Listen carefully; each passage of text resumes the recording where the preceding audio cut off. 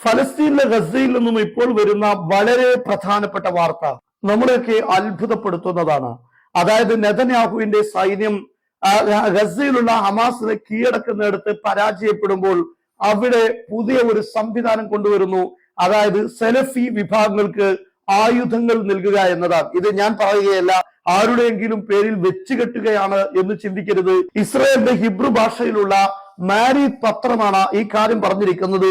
അതുതന്നെ ഇസ്രായേലിന്റെ പഴയ പ്രധാനമന്ത്രി ലിബർമാനെ ഉദ്ധരിച്ചുകൊണ്ടാണ് പറഞ്ഞിരിക്കുന്നത്. ലിബർമാനാണ് നെതന്യാഹുവിന്റെ ഈ നീക്കങ്ങളെ വിമർശിച്ചിരിക്കുന്നത്. ഇത്തരത്തിലുള്ള വിഭാഗങ്ങൾക്ക്, ടെററിസ്റ്റ് വിഭാഗങ്ങൾക്ക് ആയുധം നൽകുന്നതിനെ വിമർശിച്ചുകൊണ്ടാണ് ലിബർമാൻ നെതന്യാഹുവിനെതിരെ രംഗത്ത് വന്നിരിക്കുന്നത്. ഈ കാര്യമാണ് യഥാർത്ഥത്തിൽ മാരീഫ് പത്രം റിപ്പോർട്ട് ചെയ്തിരിക്കുന്നത്. ഇത് പുതിയൊരു സംഭവമൊന്നുമല്ല. സിറിയയിൽ പരിശോധിച്ചാലും ലോകത്ത് എവിടെയാണെങ്കിലും നമുക്ക് കാണാൻ സാധിക്കും ഇത്തരത്തിലുള്ള ഇസ്ലാമിക് ടെററിസ്റ്റ് ഗ്രൂപ്പുകളെ വളർത്തിയെടുക്കുക എന്നതിൽ അമേരിക്കയുടെ CIA അതുപോലെ തന്നെ മൊസാദും വിജയിച്ചിട്ടുണ്ട്. അൽ ഖായിദയാണെങ്കിലും ദായിഷ് എന്നറിയപ്പെടുന്ന IS ആണെങ്കിലും ബോക്കോ ഹറം ആണെങ്കിലും തുടങ്ങി ലോകത്ത് എവിടെയൊക്കെ ഇത്തരത്തിലുള്ള തീവ്രവാദ പ്രസ്ഥാനങ്ങൾ, ആയുധമെടുക്കുന്ന പ്രസ്ഥാനങ്ങൾ ഇസ്ലാമിന്റെ പേരിലുണ്ടോ, ഇതെല്ലാം സലഫി വിഭാഗങ്ങളാണ് എന്ന് കാണാൻ സാധിക്കും.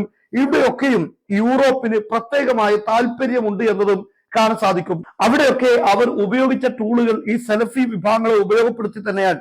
ഇത് നമുക്ക് ലോകാടിസ്ഥാനത്തിൽ തന്നെ നോക്കുകയാണെങ്കിൽ ലോകത്തെ എവിടെയാണ് ഒരു സലഫിസം പ്രചരിപ്പിക്കുന്ന രാഷ്ട്രം ഏതാണ് എന്ന് നിങ്ങൾ ചിന്തിക്കുകയാണെങ്കിൽ ആ രാഷ്ട്രം കൊണ്ട് അമേരിക്കയും ഇസ്രയേലും എന്ത് നേടുന്നു എന്ന് നിങ്ങൾക്ക് മനസ്സിലാക്കാൻ സാധിക്കും. ഇപ്പോൾ ട്രംപ് സൗദി അറേബ്യ സന്ദർശിക്കുന്ന സമയത്ത് 5 ട്രില്യണിലധികം ഡോളറാണ് ഈ രാഷ്ട്രങ്ങളിൽ നിന്നും ട്രംപിന് ലഭിച്ചിരിക്കുന്നത്. യഥാർത്ഥത്തിൽ സോമാലിയ എന്നറിയപ്പെടുന്ന പട്ടിണി രാഷ്ട്രത്തിന് 500 വർഷത്തിലധികം ജീവിക്കാൻ മാത്രമുള്ള സമ്പത്ത് ഇത് ഉണ്ട് എന്നാണ് കണക്കാക്കപ്പെടുന്നത്. ഗസ ഇപ്പോൾ ആകെ തകിടം മറിഞ്ഞിരിക്കുകയാണ്. എന്നാൽ ഈ ഗസയെ പുനർനിർമ്മിക്കാൻ, ആ ഗസയിലെ എല്ലാ ഭാഗങ്ങളെയും ക്ലീൻ ചെയ്ത് പുനർനിർമ്മിക്കാൻ ഈ ഒരു 5 ട്രില്യൺ ഡോളർ ഉണ്ടെങ്കിൽ 14 or 15 തവണ സാധിക്കുമെന്നാണ് വിദഗ്ധരായ ആളുകൾ കണക്ക് കൂട്ടുന്നത്. എന്ന് പറഞ്ഞാൽ മുസ്ലിം ലോകത്ത് ഇന്ന് അനുഭവിക്കുന്ന പ്രതിസന്ധികളെ എല്ലാം മറികടക്കാൻ ഈ ഒരു 5 ട്രില്യൺ ഉണ്ടെങ്കിൽ സാധിക്കുമെന്നാണ് പറയപ്പെടുന്നത്. അത്രയും വലിയ ഒരു സമ്പത്ത് അമേരിക്കക്ക് നൽകുകയും അമേരിക്ക ഈ സമ്പത്ത് ലഭിച്ച ഉടനെ ഇസ്രയേലിലേക്ക് ആയുധം കയറ്റുന്നതാണ് നമ്മൾ കണ്ടിരിക്കുന്നത്. മാത്രമല്ല സൗദി സന്ദർശിക്കാൻ വരുമ്പോൾ ഫലസ്തീൻ രാഷ്ട്രം പ്രഖ്യാപിക്കാൻ പോകുന്നു എന്ന കുപ്രചാരണങ്ങൾ, അതൊരു കള്ളപ്രചരണമാണ് എന്ന് ആർക്കും മനസ്സിലാക്കാൻ സാധിക്കും. കാരണം ട്രംപിന് അങ്ങനെ ഒരു അജണ്ട ഇല്ല.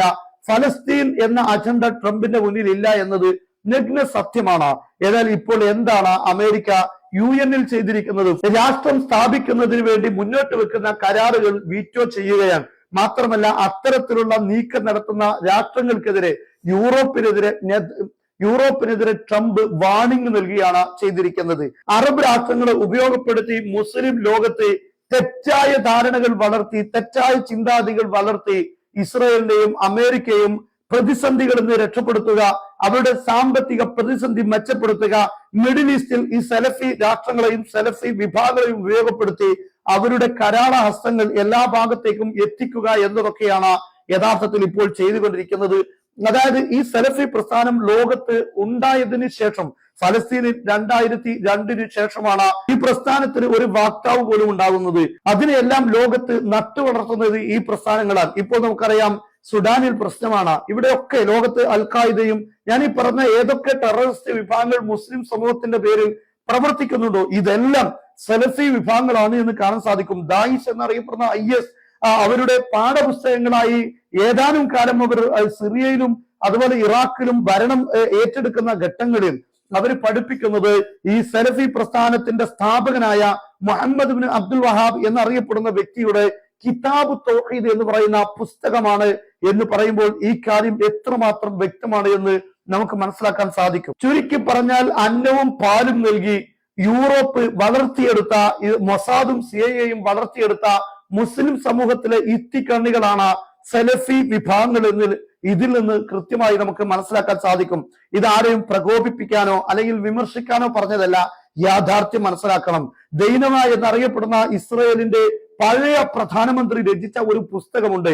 ആ പുസ്തകത്തിൽ ജൂതന്മാരുടെ ഒരുപാട് വിഭാഗങ്ങളെ പരിചയപ്പെടുത്തുമ്പോൾ അതിൽ വഹാബിയ എന്നറിയപ്പെടുന്ന ഒരു വിഭാഗത്തെയും പരിചയപ്പെടുത്തുന്നു. ഇതും ഇസ്ലാമിന്റെ പേരിൽ പ്രവർത്തിക്കുന്നുവെങ്കിലും അതിന്റെ അന്തർധാരയിലേക്ക് കടന്നാൽ ജൂതന്മാർക്ക് വേണ്ടി പ്രവർത്തിക്കുന്നതാണ് എന്ന് ആ പുസ്തകത്തിലും രേഖപ്പെടുത്തിയ കാണാൻ സാധിക്കും. നമുക്കറിയാം ഓറിയന്റലിസ്റ്റുകൾ എത്രമാത്രം ഇസ്ലാമിനെ കുറിച്ച് പഠിക്കുകയും പക്ഷേ എന്തുമാത്രം വലിയ ക്രൂരതയാണ് ഇസ്ലാമിന് മേൽ അവർ ഏൽപ്പിച്ചത് എന്ന് നമുക്ക് കാണാൻ സാധിക്കും. എന്നാൽ തത്തുല്യമായ ഓരോ കാലങ്ങൾക്ക് അനുസരിച്ച് വ്യത്യസ്തമായ രീതിയിലും ഭാവത്തിലുമായിരിക്കും മുസ്ലിം സമൂഹത്തിൽ അതിന്റെ ശത്രുക്കൾ പടച്ചുവിടുന്ന വ്യത്യസ്തമായ പേക്കോലങ്ങൾ. അതിൽപ്പെട്ട ഒരു കോലം മാത്രമാണ്. പക്ഷേ സാധാരണക്കാരായ സലഫികൾക്കോ അല്ലെങ്കിൽ അതിന്റെ മൗലവിമാർക്കോ ഈ കാര്യങ്ങളെ കുറിച്ച് ചിന്തിക്കാൻ കഴിയുന്നില്ല. അവർ ഇതാണ് തൗഹീദ്, ഇതാണ് സത്യം എന്ന് മനസ്സിലാക്കി സാധാരണ ഖവാരിജുകൾ എന്നറിയപ്പെടുന്ന പഴയ കാലം മുതലേയുള്ള മുസ്ലിം സമൂഹത്തിലെ ഒരു വിഭാഗമാണ് അവർ ഇതേ രീതിയിലാണ് ഈ മുസ്ലിം ലോകത്ത് കടന്നു വന്നിട്ടുള്ളത്. പക്ഷെ ആ വിഭാഗം ചെയ്തിരുന്നത് മുസ്ലിം സമൂഹത്തിലെ ഭൂരിഭാഗം വരുന്ന ആളുകളെയും കാഫിറുകളാക്കുക, അവിശ്വാസികളായി പ്രഖ്യാപിക്കുക, എന്നിട്ട് അവരോട് യുദ്ധം ചെയ്യുക, അവർക്കെതിരെ ആയുധം എടുക്കുക എന്നതാണ്. ഇത് തന്നെയാണ് ഈ പറയപ്പെടുന്ന ഞാൻ പറഞ്ഞ IS ആണെങ്കിലും അൽ-ഖായിദ ആണെങ്കിലും തുടങ്ങിയിട്ടുള്ള ഏതെല്ലാം വിഭാഗങ്ങൾ സലഫി പ്രസ്ഥാനത്തിന്റെ പേരിൽ പ്രവർത്തിക്കുന്നു അവരുടെ എല്ലാം രീതി ഇത് തന്നെയാണ് എന്ന് നമുക്ക് കാണാൻ സാധിക്കും. എന്തായിരുന്നാലും നെതന്യാഹുവിന്റെ അവസാനത്തെ തന്ത്രം ഇപ്പോൾ ഈ സിറിയയിലൊക്കെ പയറ്റിയ പോലെ തന്നെ സലഫി വിഭാഗങ്ങളെ ഉപയോഗപ്പെടുത്തി ഹമാസിനെ ചെറുക്കുക എന്നത് തന്നെയാണ്.